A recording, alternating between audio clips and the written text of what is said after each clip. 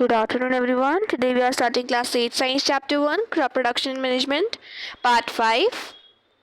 So हमने part 4 में बहुत सी चीज़ें समझी थी. यस कि कैसे माइक्रो ऑर्गेनिज्म एक्ट करते हैं upon dead remains of the plants and other organism to make the decomposition of the process there. So let's start the activity 1.2 here. Take मूंग और ग्राम सीड्स. आपको मूंग और या ग्राम सीड्स दे सकते हैं एंड उनको जर्मिनेट कर देना है. Select 3 equal size seedlings. आपको 3 मतलब लगभग सेम के पॉट ले लेने हैं. ठीक है. टेक 3 एम्प्टी ग्लासेस और सिमिलर वेसल्स. या आप चाहो 3 एम्प्टी ग्लासेस ले सकते हो या वेसल ले सकते हो. Mark the ABC. इनको आपको लेबल कर देना है एज ABC. ग्लास ए मतलब कंटेनर ए में आपको थोड़ा सा अमाउंट क्या मिक्स करना है सॉइल का with little cow dung manure. ठीक है. आपको थोड़ा बहुत यहाँ पे क्या करना है सॉइल ऐड कर देना है. सॉइल ऐड कर थोड़ा बहुत लिटिल अमाउंट का सॉइल ऐड करके आपको उसमें थोड़ा सा मैन्योर ऐड कर देना है natural manure which is cow dung.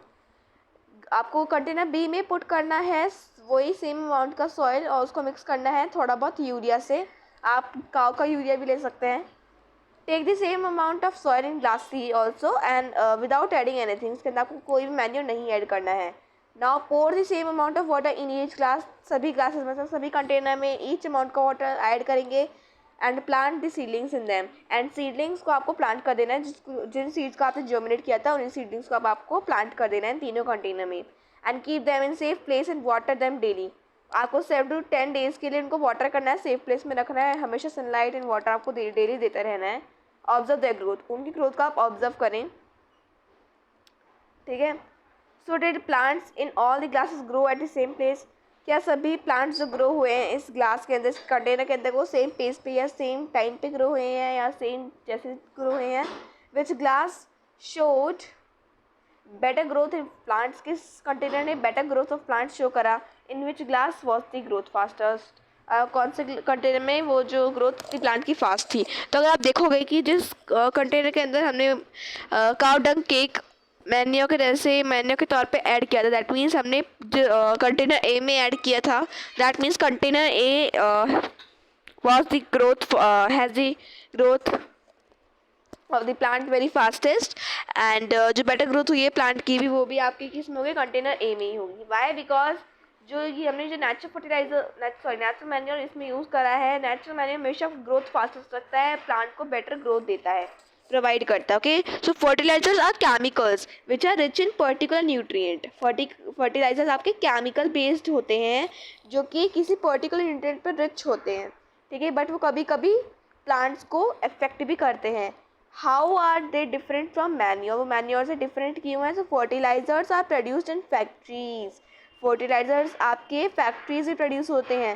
Some examples of fertilizers. कुछ फर्टिलाइजर्स के एग्जाम्पल हैं यूरिया. अब वहाँ पे आप देखोगे तो यहाँ पे क्या लिखा था सिर्फ और सिर्फ सिंपल ही आपका यूरिया लिखा था. Yes let me show you. Yes urea लिखा था. ठीक है. सो यहाँ पे यूरिया जो होता है आपका वो फर्टिलाइजर होता है because it is prepared in factories. It is produced in factories. And ammonium sulphate, super phosphate, potash, NPK which is a full form of nitrogen, phosphorus, potassium. ठीक है. ये सभी आपके फर्टिलाइजर्स हैं. So the use of fertilizer has help farmers to get better yield of crops. ये जो fertilisers हैं उन्होंने हेल्प तो किया है फार्मर को कि बेटर इल्ड हो सके क्रॉप की. बट ये इफेक्ट भी करते हैं प्लांट्स को बहुत ज़्यादा. ठीक है. Such as wheat, paddy and maize. But excessive use of fertilizer. अगर हम ज़्यादा यूज़ करेंगे फर्टिलाइजर का तो ये सॉइल को फर्टाइल नहीं कम मतलब जो फर्टाइल करेगा सॉइल फर्टिलिटी सॉइल की कम होती चली जाएगी उस क्रॉप की. ठीक है. Fertilizers have also become a source of water pollution. And fertilizer में वाटर पोल्यूशन का एक सोर्स बन जाएंगे. Therefore in order to maintain the fertility of the soil we have to substitute fertilizers with organic manure or leave the field uncultivated in between two crops. The use of manure improves. जो manure का जो use है वो improve करता है soil के texture को, soil fertility को, as well as its water retaining capacity, जिससे कि मिट्टी अच्छे से water को retain कर सके, absorb कर सके. It replenishes the soil with nutrients. and soil के अंदर अच्छे से nutrients replenished हो जाते हैं. So now Another method of replenishing the soil with nutrients is through crop rotation. अगर हमें किसी भी सॉइल को रिप्लेनिश करना है, उसका अनदर मेथड ये है कि हम क्रॉप रोटेशन करें. This can be done by growing different crops alternately. ये कैसे हो सकता है कि अगर हम डिफरेंट क्रॉप्स को अल्टरनेटली एक साथ उगाएं. So earlier farmers in northern India में जो पहले ज़माने में जो फार्मर्स हुआ करते थे, India use to grow leguminous as fodder in one season and wheat in the next season. India leguminous plant को एक सीजन में उगाता था, एक लेग्यूमिनस प्लांट को एक सीजन में एंड दूसरे लेग्यूमिनस प्लांट को दूसरे सीजन में. Yes, so this help in replenishment of the soil with nitrogen. So farmers are being encouraged to adopt this practices. इस practice को adopt करते हैं. In the previous classes आपने rhizome vector के बारे में पढ़ा था. Yes, there are present in the nodules of roots of leguminous plant. Leguminous plant के roots के अंदर present होते हैं. They fix the atmosphere nitrogen and convert them into a soluble form. Okay, so ये difference between है fertilizer and manure. Let's see there. तो fertiliser क्या होता है, मैन मेड होता है एंड इनऑर्गेनिक होता है. वेयर एज मैन्योर एक नेचुरल सब्सटेंस होता है जो कि ऑब्टेन होता है by the decomposition of the cattle डंग या प्लांट रेसिड्यूज या डेड रिमेन्स भी आप कह सकते हैं. फर्टिलाइज़र फैक्ट्रीज में प्रिपेयर होता है, वेयर एज मैन्योर आपके फील्ड्स के अंदर प्रिपेयर होता है. Fertilizer does not provide any humus to the soil. Fertilizer आपके सॉइल के अंदर कोई भी ह्यूमस प्रोवाइड नहीं करता है, whereas manure provides a lot of humus to the soil. Manure provide करता है lot of humus to the soil. Fertilizers जो होते हैं वो रिच होते हैं प्लांट की न्यूट्रिएंट में, like nitrogen, phosphorus and potassium. But manure थोड़ा बहुत ही रिच होते हैं प्लांट को न्यूट्रिएंट्स देने के लिए, बट वो ह्यूमस ज़्यादा प्रोवाइड करते हैं. So here table 1.1 gives the difference between a fertilizer and a manure. So advantage of manure. अब हम देखते हैं कि मैन्योर के एडवांटेजेस क्या, मतलब जो अच्छे काम करते हैं मैन्योर उसके लाभ क्या हैं. ठीक है, तो the organic manure is considered better than fertilizers. जो ऑर्गेनिक मैन्योर होता है उसको कंसिडर्ड करा जाता है कि वो फर्टिलाइजर से बहुत बढ़िया होता है. दिस इज़ बिकॉज क्योंकि ये वाटर होल्डिंग कैपेसिटी को सॉइल के अंदर इंक्रीज करता है. It enhances the soil water holding capacity of the soil. ये सॉइल के जो पोरस है उनको बनाता है, सॉइल के अंदर पोरस को बनाता है. पोरस मतलब छोटे छोटे पोर्स को बनाता है जिससे कि सॉइल के अंदर गैसेस एक्सचेंज हो सकें और वो इजी हो सके. It makes the soil porous due to which exchange of gases become easy. And ये फ्रेंडली माइक्रोब्स के नंबर को बढ़ाता है, मतलब जो अंदर सॉइल के अंदर जो माइक्रोब्स प्रेजेंट होते हैं उनको इंक्रीज करता है. It increases the number of friendly microbes and ये सॉइल के टेक्सचर को भी इम्प्रूव करता है, साथ में ही आपका सॉइल फर्टिलिटी को भी इम्प्रूव करता है. ठीक है, अब हम एक प्रोसेस पढ़ते हैं इरिगेशन. आपको याद है ना, स्टेप्स हम याद करते हुए चल रहे थे. तो इरिगेशन मतलब एक मेथड से कि हम वाटर को या क्रॉप को वाटर करते हैं. Okay, so all living beings need water to dive. सभी मतलब सभी ऑर्गेनिज्म को वाटर तो चाहिए रहने के लिए, जिंदा रहने के लिए. Water is important for proper growth. Water important होता है बिकॉज वो प्रॉपर ग्रोथ एंड डेवलपमेंट में हेल्प करता है. Water is observe by the plant roots. Water को प्लांट कैसे ऑब्जर्व करते हैं, by their roots. Along with water minerals और फर्टिलाइजर्स भी प्रेजेंट होते हैं जो रूट्स ऑब्जर्व कर लेती है. So plants nearly 90% water absorb करता है एंड वाटर एसेंशियल होता है बिकॉज वो जर्मिनेशन ऑफ सीड्स में हेल्प करता है. ठीक है, एंड बट ये ड्राई कंडीशंस में जर्मिनेशन सीड्स नहीं हो सकता. इसे germination of seeds takes water. Nutrients dissolve in water. जो न्यूट्रिएंट्स होते हैं वाटर के अंदर डिजॉल्व हो जाते हैं, जिससे कि डिजॉल्व हो जाते हैं एंड प्लांट्स उनको ट्रांसपोर्ट करते हैं in their each part of their body. Water also protects the crop from both Frost and hot air currents. Water protect करता है कि जैसे गर्म गर्म हवा चलती है, इसको हम लू कहते हैं, उनसे क्रॉप को बचाता है water. To maintain the moisture of the soil for healthy crop growth fields have to be watered regularly. और वाटर क्या करता है, सॉइल को मॉइस्चराइज करके रखता है, मॉइस्चर बनाता है उसके अंदर, जिससे कि हेल्दी क्रॉप हो सके, अच्छे से ग्रोथ हो सके. यस, तो इसलिए हमें हमेशा रेगुलरली वाटर करना चाहिए क्रॉप के अंदर.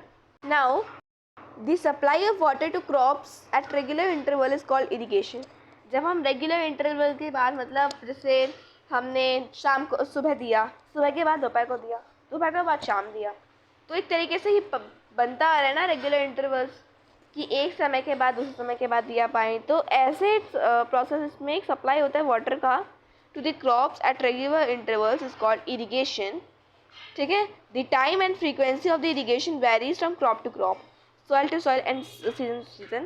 In summer, the frequency of watering is higher जो समर होती है, समर में तो गर्मी चलती है, तो इसलिए वाटर गर्मियों में थोड़ा ज़्यादा दिया जाता है प्लांट्स को। Why is it so? जिससे कि प्लांट्स मुरझाए ना।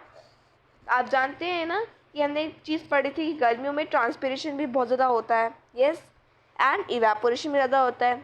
सो could it due to the increasement of the rate of evaporation of water from the soil and the leaves? So yes, I am very careful this year about watering the plants. Last summer my plant dried up and died. तो मुझे कहता है कि मैं आज मतलब इस साल केयरफुल हूँगा, अपने प्लांट को अच्छे से ग्रो करूँगा, बिकॉज उसे पता नहीं था कि गर्मियों में जो वाटर की फ्रीक्वेंसी होती है वो थोड़ी ज़्यादा होती है।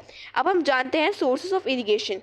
अब हम पढ़ेंगे कि सोर्सेज ऑफ इरीगेशन क्या होते हैं, किसे कहते हैं, उनके टाइप्स क्या होते हैं, सब कुछ जानेंगे। ओके,